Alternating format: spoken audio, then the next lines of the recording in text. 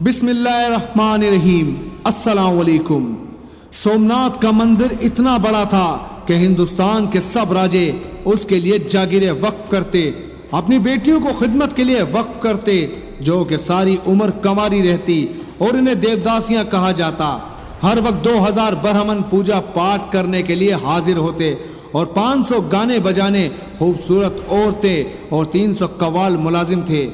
سومناتھ کے بت کی چھت 56 ستونوں پہ قائم تھی۔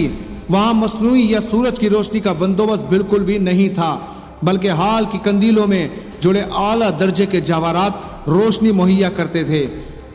اللہ کے دلاور سلطان محمود غزنوی بت شکن سونے و چاندی کے چھوٹے چھوٹے بتوں کو روندنے کے بعد بادشاہ بت کے سامنے جا کھڑے ہوئے۔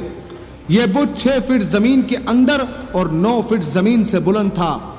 اسی دوران شہر کے معزز سمجھے جانے والے ہندوؤں نے منہ مانگی مال و دولت کی پیشکش کی کہ سومناتھ کے بادشاہ بت کو کچھ نہ کہیں، تو سلطان محمود غزنوی کے دیسی دانشوروں نے مشورہ دیا کہ پتھر کو توڑنے کا کیا فائدہ، جبکہ مال و دولت مسلمانوں کے کام آئے گا۔ یہی کنویں میں کتے والی سوچ ہمارے آج کل کے حکمرانوں کی ہے کہ جہاد میں کیا فائدہ، ہم اپنی معیشت مضبوط کرتے ہیں۔ سلطان محمود غزنوی نے دیسی دانشوروں کی بات سن کر کہا کہ اگر میں نے تمہاری بات مان لی تو دنیا مجھے بت فروش کہے گی، جبکہ میری چاہت دنیا و آخرت میں مجھے محمود بت شکن کے نام سے پکارا جائے۔ یہ کہتے ہی محمود بت شکن کی توحیدی غیرت جوش میں آئی اور ہاتھ میں پکڑا ہوا گز سومناتھ کے دے مارا۔ اس کا منہ ٹوٹ کر دور جا گرا۔ پھر سلطان کے حکم پہ اس کے 2 ٹکڑے کیے گئے تو اس کے پیٹ سے اس قدر بیش و بہا قیمتی ہیرے، جواہرات اور موتی نکلے کہ جو ہندو معززین اور راجاؤں کی پیش کردہ رقم سے 100 گنا زیادہ تھے۔